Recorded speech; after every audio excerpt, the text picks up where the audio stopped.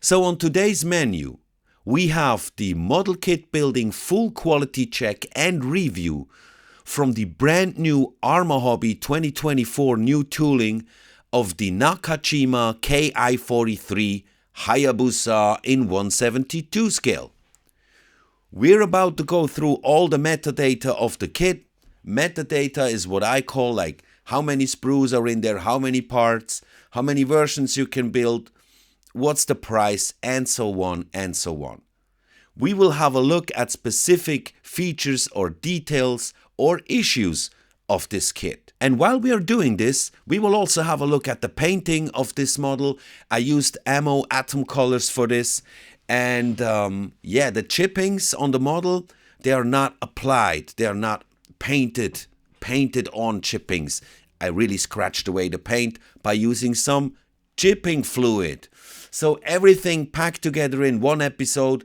And in the end, of course, we will have a look at the finished model. And I'll maybe also show you how I did these exhaust stains by using only the shaders of ammo.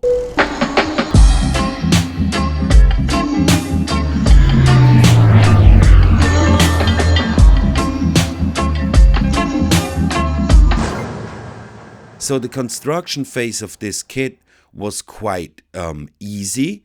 The main parts fit together very well.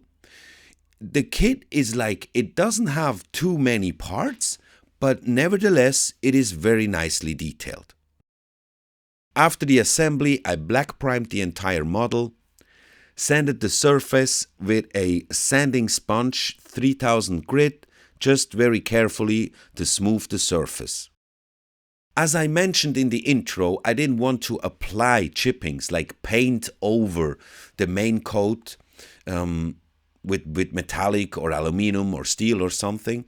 So I decided to use chipping fluid because most of the reference photo that I could find of the Ki-43 showed that usually it was chipped.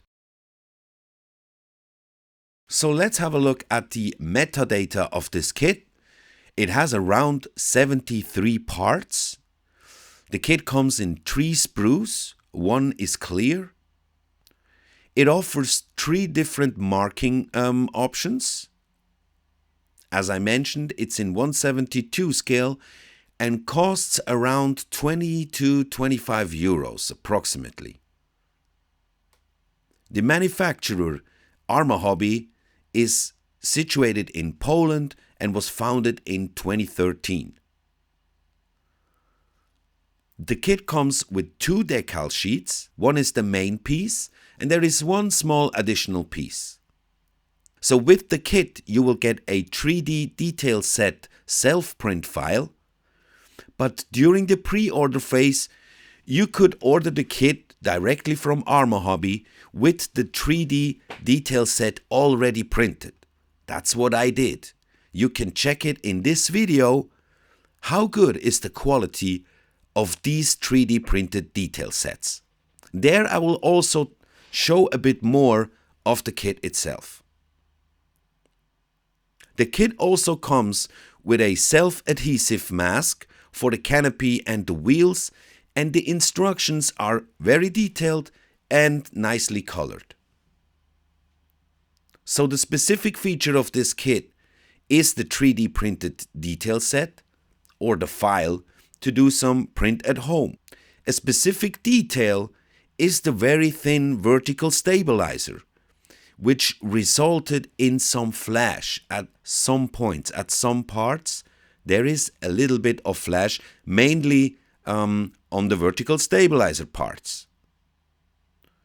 The reason why this happened, ARMA HOBBY explained very well.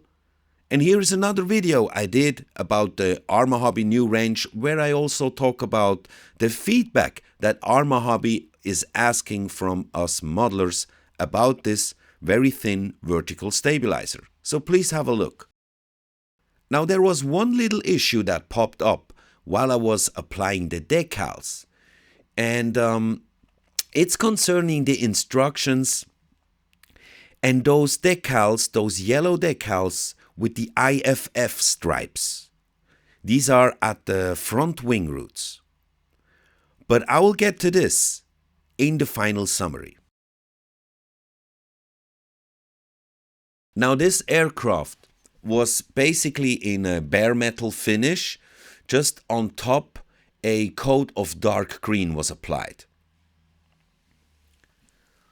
That's why I did a little slight pre-shading just on the upper surface of the model. I knew if I was about to apply dark green over this metal surface, the green will turn out quite bright and not that dark. So to have a little modulation in the color tones at the end, I just did a little pre-shading with this blue, with this gray blue, because I wanted certain sections to appear a bit more dark, to have a bigger difference in the color tone of the green which was about to apply in the end. But before I did this, I was playing around a bit with the shaders at the lower surface. So not only I did the effect, the smoke or stains effect from the engine cooler, I also applied a bit at the edges of the flaps and at certain spots, just applied a bit of shader. So with the shaders, you have to slowly apply coat after coat until you have the desired effect. You can mix them with water, but I will talk about the shaders and the use of the shaders a bit more later when I apply the smoke stains from the exhausts. So working with a chipping fluid can be a bit problematic sometimes, because whenever the surface gets wet or moistened, the chipping fluid will start working, and the color coat on top of the chipping fluid, yeah, it will start breaking. It will get very soft. That's why you have to be careful when you use a chipping fluid. So I decided to only apply it in those areas where I actually want to apply some chippings. Don't cover the entire model with it, just in these sections of the surface where you want to apply chippings. And that's what I did. And I had my fingers crossed during the rest of the build that nothing bad would happen. And yeah, nothing happened. Another safety measure that I took during this build, after I applied the chipping medium, I always strictly let everything dry for 24 hours. Like, let the chipping fluid dry for 24 hours. As I applied the paint coat over it, the dark green, let it completely dry for 24 hours.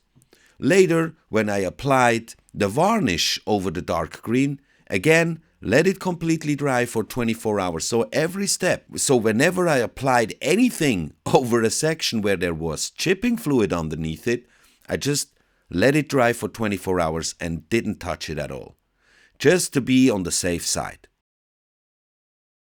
So I carefully applied the dark green all over the upper surface of the model. And again here, I let everything dry for 24 hours before I masked the section for the blue-black anti-glare.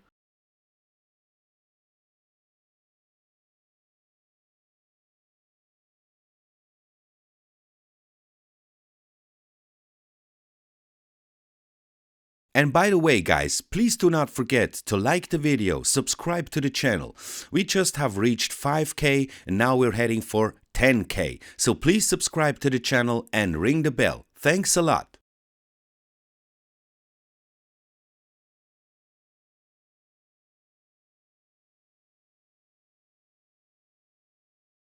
So again, I let everything dry for 24 hours before I started to activate the chipping medium. Just spray some water onto it, moisten it, and let it work for a few minutes.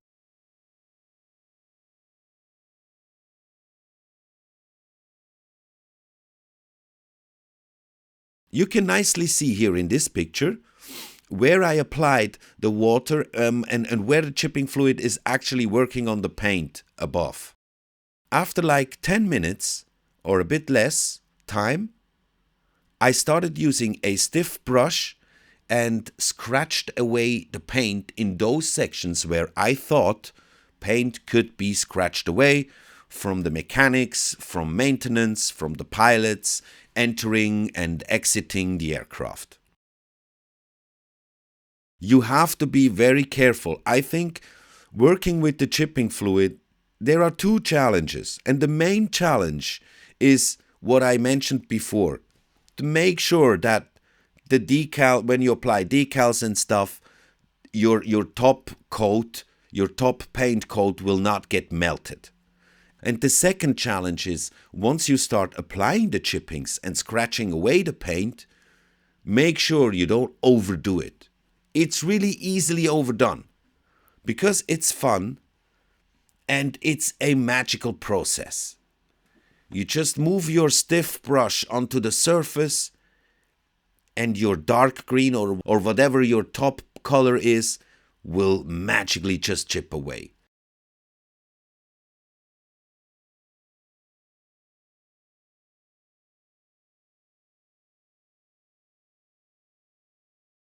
So I was really trying to apply enough chippings but holding back the horses to not overdo it.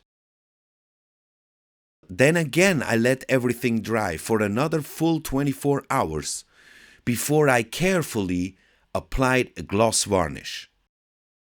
The gloss varnish I applied in very soft and thin coats. Always waited for 5 to 7 minutes between the coats. Before I applied another coat, I really waited so it can pre-dry, as I call it. Okay, now before we get to the summary of the model kit building quality check and review of the Nakajima Ki-43 in 1/72 scale, we will have a look on how I did the exhaust stains by using the Ammo Mix shaders. I used different colors, mixed them 50-50 with water, and just with this fast forward movements, I applied multiple coats. Always leave some dry time in between. A few minutes is enough because you should only apply very, very thin coats of the shaders with every stroke I did here. I just applied a very thin coat. And over time, let it build up over time. Don't be hasty, be patient.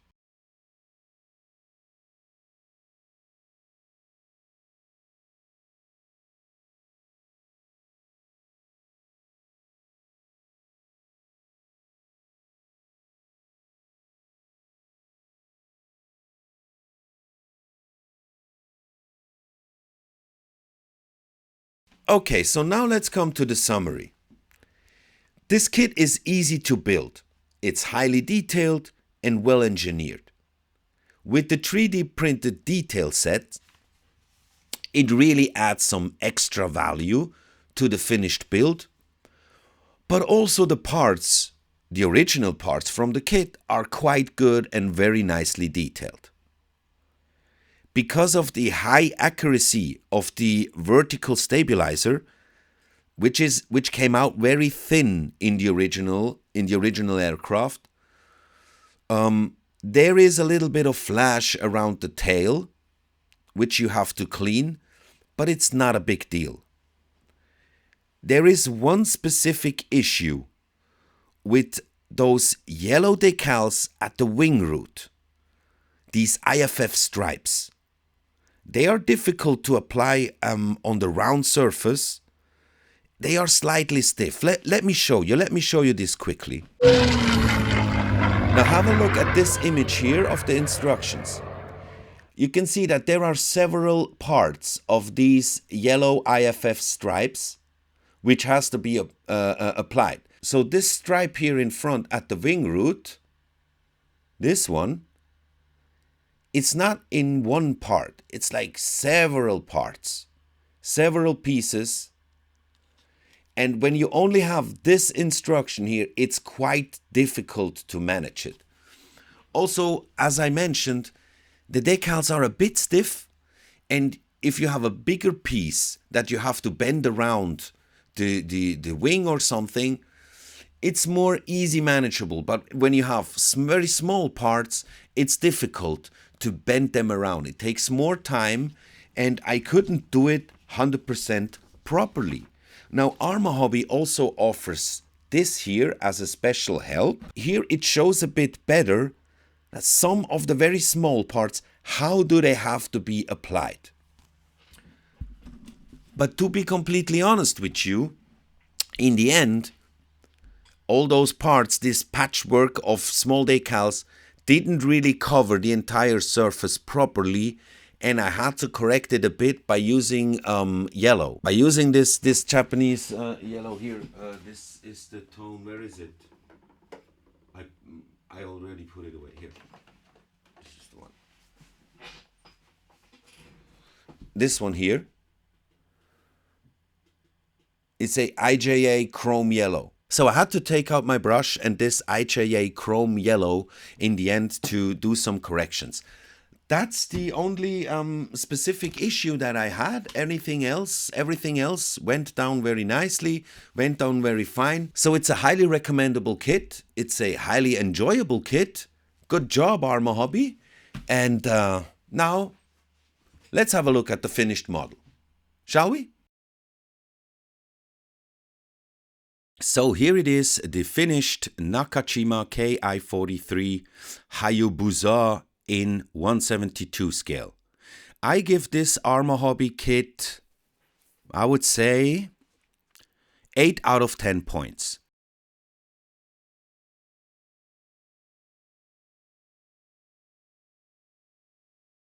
Yeah, 8 out of 10 points. Simply because there is flash on the tail, although it's easy to clean and I like to have an accurate model, but there is flash on the tail. So, and this small issue that we have with the decals, yeah, this is a slight issue. That's why I will give 8 out of 10 points. So this is what I call the Japanese FW190 finished. And if you want to have a look at a conversion D3800 from a Moran Saulnier 406, the Swiss version, please check out this video right here. It might be interesting for you. Thanks a lot. See you in the next one. Bye bye.